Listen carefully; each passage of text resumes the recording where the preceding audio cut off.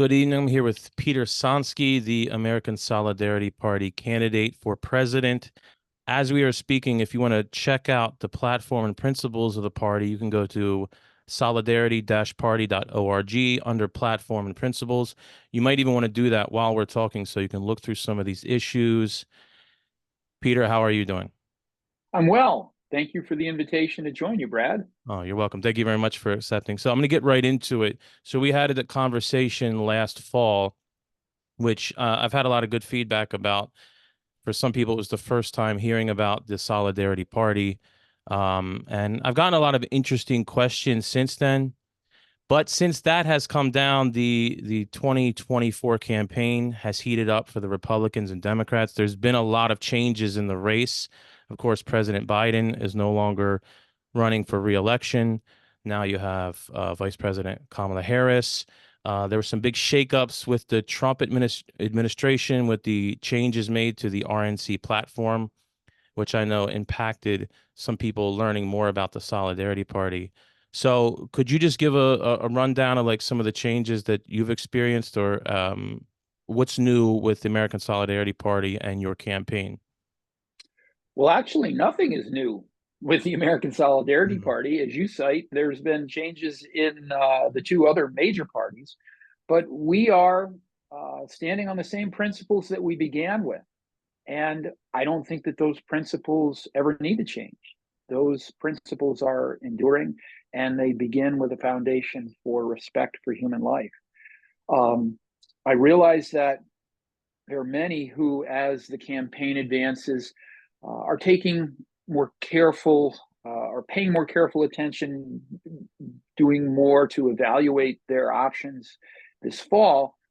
And clearly, the parties are becoming very distinct in what they stand for and what they stand against. And I don't think there's any difficulty in being able to distinguish the American Solidarity Party from the statements and positions of either of the two major parties at this point in time. Yeah, I agree. Do you want to, could you comment on how, what we saw the changes made, for instance, to the Republican platform with some of the removals, when as regards abortion, some of the social issues like same-sex marriage, a real change in the verbiage from 2016.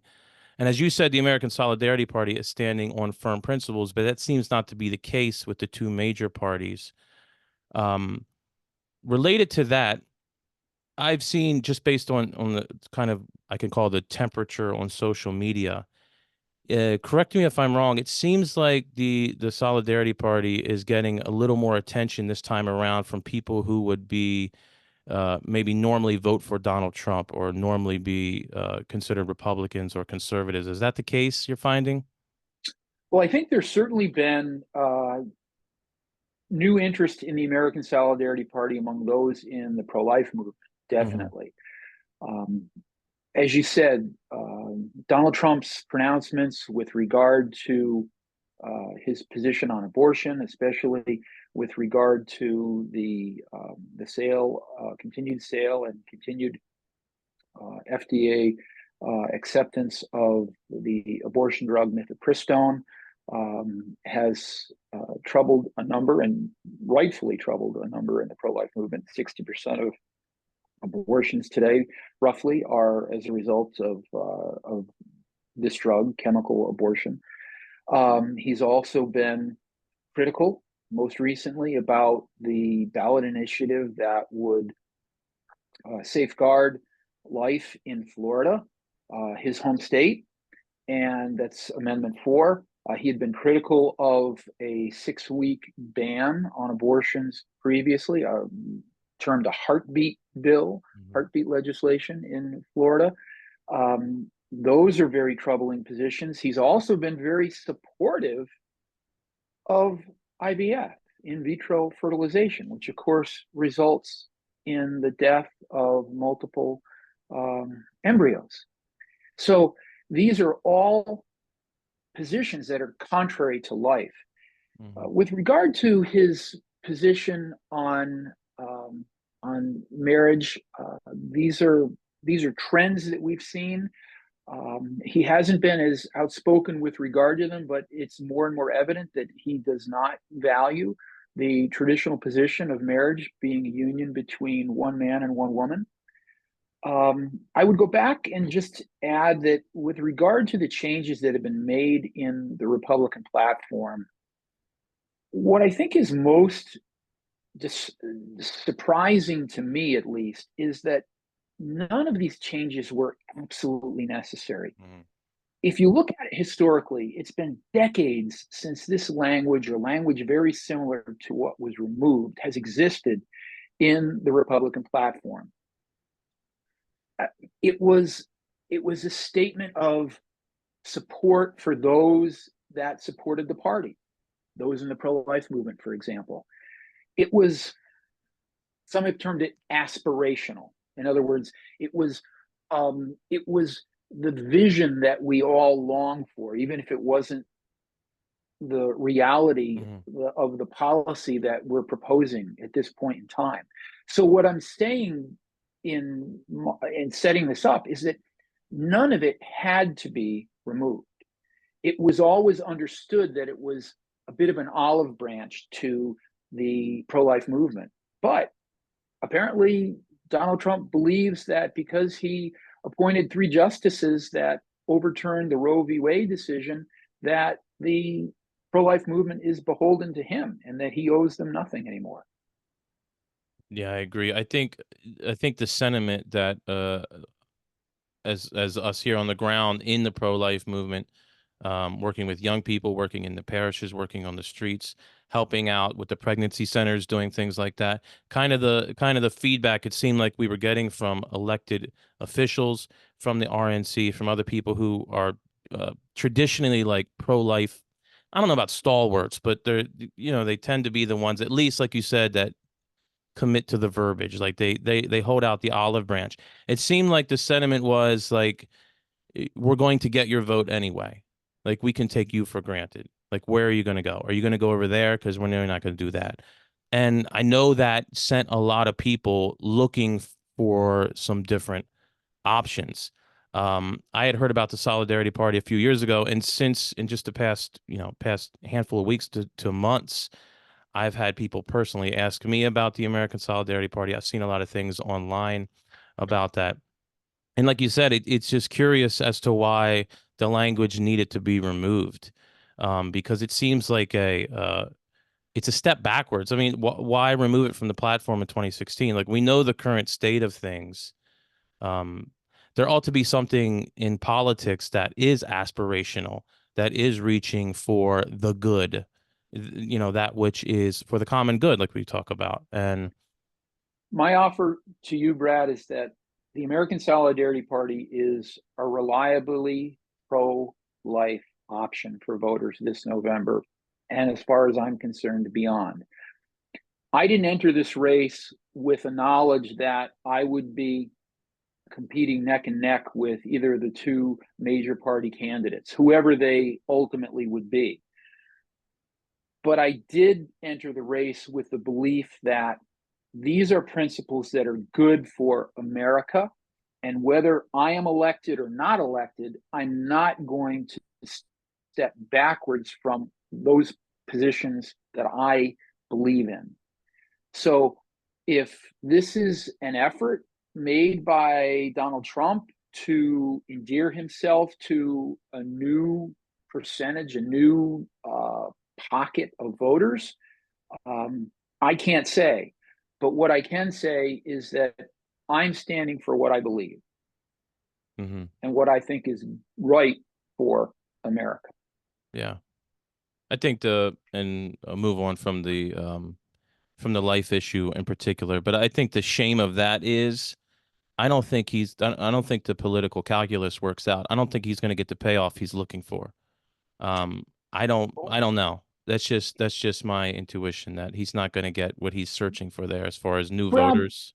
I don't mean to interrupt you, but one of the things that I hear often, and I'm sure it's probably something that's been brought up to you, there are a number of voters who still feel very strongly committed to Donald Trump because they are so opposed to Hmm. the Democratic Party and its positions. And I understand that. The Democratic Party is very strong in its principles, which are against life. Yeah. Um, People feel that in order for us to avoid worse circumstances, that we must vote for the proverbial lesser of two evils. I'm of a different mind. I'm of a mind that you can vote for what you believe in. Now, some will say, Peter, you can't win. And I'm not prepared to dispute them. The polls certainly don't suggest that I am contending, but that's not what is important. What's important is that we as voters have an opportunity to vote for the things in which we uphold, and we can vote as our conscience truly directs us to vote. And until we opt to do so, until we choose to vote against this political paradigm that we've been forced to accept of the two-party system, we won't see change. We won't see difference. It seems instead that the parties are feeling like they control the voters than the voters controlling the parties. Hmm. Yeah. I agree, and that's what I've come to the realization of over the past few years. I think we had this conversation. I mentioned it last time we talked. Like ever since the first time I voted, it just seemed to be like over, and it was just like lesser of two evils mindset. Instead of voting for someone, and I think that's appealing, especially to it seems to me, especially to the younger generations, as they're learning their own place in the world, hopefully as they're establishing families and finding out, like I said, the place for them where they fit in, their ideals. This ideal that we need to vote for the lesser of two evils, or we can't save all the babies, we can't save all the whatevers, we can't, so we got to save some, so we got to vote for this ship that's sinking less fast. I don't think that's appealing. Um, what I'd like to do with the time that we have here, because I know your time is very valuable, and I appreciate you speaking to me again. I want to highlight a couple of the other platform issues, or some of the major things that matter to me as a husband and father, and I think matter to a lot of people. One of the things I don't like about the current election cycles is it seems to me that people are being mesmerized into caring about only a few issues, uh, and being told how to feel about them, and they're worried less or concerned less with the local issues, the issues that affect them directly or their family. Um, Mass immigration or illegal immigration is a problem. We've heard a lot about abortion. That is an issue. But I'm going to switch to a couple other things, because these are things that impact us day to day and are part of the whole life message of being pro-life, being pro-family. When it comes to the economy, for instance, so I'm looking at the platform there, and I invite everybody to check out solidarity-party.org. You go to the platform and principles. It says under economy, first of all, that human dignity comes first. And one thing I really like, I highlighted it, and was talking to my wife about it. Family is the basic unit of economic production. Family is the basic cell of society. Um, could you give a little bit? I know it's very vague, so we're trying to speak in overtures here, but what is the basic principles behind, or maybe a few economic principles of the Solidarity Party, or Sure. anything on that? Well, you talked about family and its role in the economy, and I think if you just look into history, and of course, as a teacher, Brad, I know this is something that appeals to you. Historically, we were a subsistence society. We were all farmers here in the United States. We all worked the land, and we all were able to sustain ourselves from the land. Over time, we became a more industrialized nation and an industrialized economy, both here and everywhere else in the world, or most places in the world.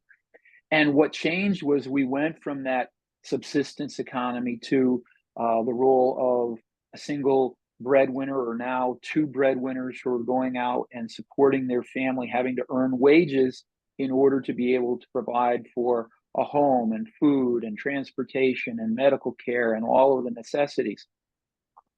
We'd like to see a situation in which each individual who is a laborer has more of a stake in the economy.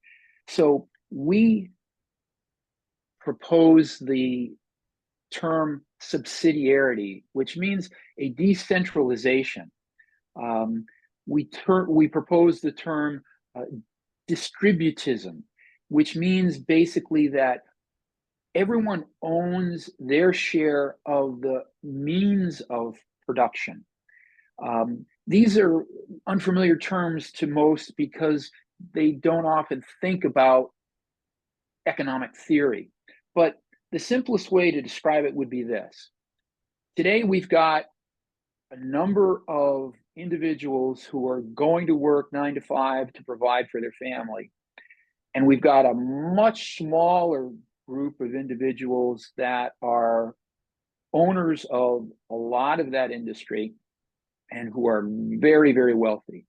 We'd like to see more of the individuals who are going to work have a greater share of ownership in that industry so that they too can prosper and that they may not require two members of the household to go out and provide for the needs of their family in order to survive. That's what our vision is. That's what distributism is about. That's what subsidiarity is about. And it's a concept that I said is sometimes misunderstood. It's sometimes believed to be a redistribution of wealth. No, because labor is important. Labor is an expression of human ability and human dignity. And so we need to preserve that. But we would like to see more individuals have an opportunity to have ownership in the organizations that they offer their labor to, so that they can reap a greater share of the rewards of their labor. Mm-hmm. As Does I that make often, sense? yeah, Too often, I think today, labor is considered just another piece of raw material. And it's treated in a manner that is not given the respect that it deserves. mm-hmm.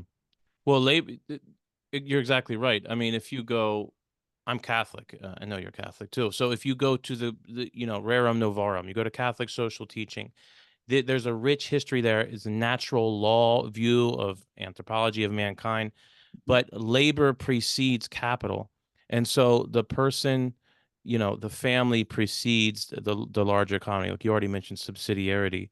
Yeah, Um, I wanted to, while we're here, give a little plug for anybody who's watching this. The book is Localism, Coming Home to Catholic Social Teaching by Dale Ahlquist and Michael Warren Davis. Some essays, but it's exactly what you're talking about.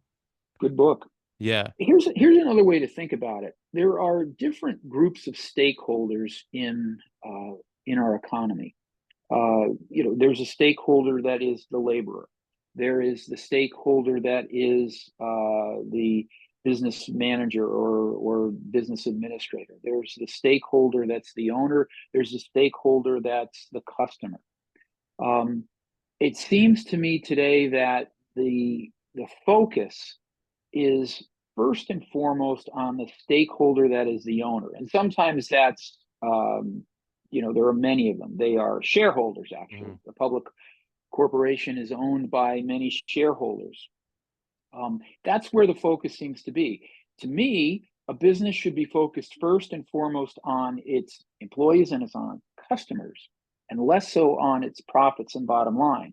But we know that that's not the way in which business is viewed these days. Everything is about making the margins, paying the dividends, and we as a society have become focused on growing wealth through speculation, growing wealth through our setting money aside in 401ks and IRAs and other things. It used to be that we would grow our wealth through our employment, through home ownership, through our ownership of private property. Those are the things that I think are valuable and endearing. And those are the things that we've lost, and I'd like to see our society return to. Yeah. Related to the economy, talk a little bit about the things that directly, like the economy does, about the family. Another issue that impacts a lot of families negatively. I've experienced this myself, are healthcare costs. I think this is something. For instance, I was just speaking to my wife earlier today about. I saw on the platform. So, just for instance, um, if a woman gives birth, we have in this country where you end up paying hundreds, if not thousands of dollars sometimes just to give birth to children. You have exorbitant healthcare costs. Um, you want to say a few words about the American Solidarity Party's stance on healthcare? Well, first and foremost, we believe, again, with the premise that human life and human dignity is what is most important in any public policy. We believe that everyone should have access to a basic level of healthcare. Um, with regard to the healthcare situation in the United States, it's complicated. And I don't say that to try to offer an excuse. I simply offer it to suggest that, to begin with, we have multiple methods of delivery of healthcare. We have a method of healthcare that most of us are familiar with in our working years, a private healthcare system that is usually provided us through our employment.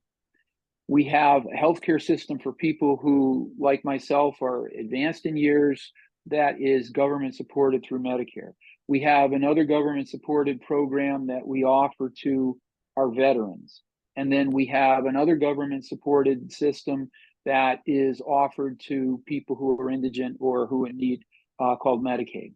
So there are a number of different methods of delivery that make an easy solution to healthcare and access to healthcare somewhat complicated. But the premise still has to be, Brad, that everyone deserves a basic access to care, regardless of their circumstances, meaning their social abilities, their social status, and their employment status, whether or not they have pre existing conditions. These are things that we have to respect. The delivery of all of this can be done, but it can't be done without a lot of cooperation. We need to get away from for-profit solutions to nonprofit delivery. We need to find ways in which we can encourage more participation in education for new physicians. We need to address the cost of prescription drugs and the cost of medical equipment, medical technology, which is astronomical. We've got the best healthcare technology in the world, but we also have exorbitant costs per capita for them. Hmm. Yeah, thank you. I'm going to move. We don't have a lot of time, so I'm just kind of highlighting a few different things. Now, one of the things I'm going to go ahead and mention it here, as I've seen, for instance, on Twitter and other places, when people bring up the Solidarity Party, one of the questions that I've seen or had posed to me personally is it's also kind of another big topic here, but could you briefly give your stance on immigration? Sure. Mm, The common good is what we stand for. The common good means the good of all. We need to, as a nation, protect our sovereignty and our security. So that means being able to control our borders. So the party does not advocate for open borders. It does, however, respect human dignity and that there are people who are seeking asylum and opportunity to live in the United States. So there needs to be ways in which we both keep vice and crime and trafficking and drugs and all of the undesirable elements that come across our border outside of our nation, while at the same time being respectful and open, inviting to people who truly do have a need to live in freedom, who have a need to live without oppression. People don't leave their homelands and travel thousands of miles uh, only, with arduous journeys for no reason at all. So it's a balance, Brad. And I know that that sounds like a cop out, but the reality is this: We haven't had meaningful immigration legislation in more than 40 years. The last major bill that was passed was during Ronald Reagan's presidency back in the 1980s. We need to do more. We were working toward bipartisan legislation earlier this year, and it got nixed. I'm sorry to say that, but we have two parties that don't seem to want to work cooperatively for the good of America right now. But we can find those solutions, and we can safeguard our nation while still being there for those that uh, deserve an opportunity that their homelands are not providing them now. Yeah. Yeah. God bless you for trying to parse through the weeds of all these kind of things, because as you said, it's very complicated.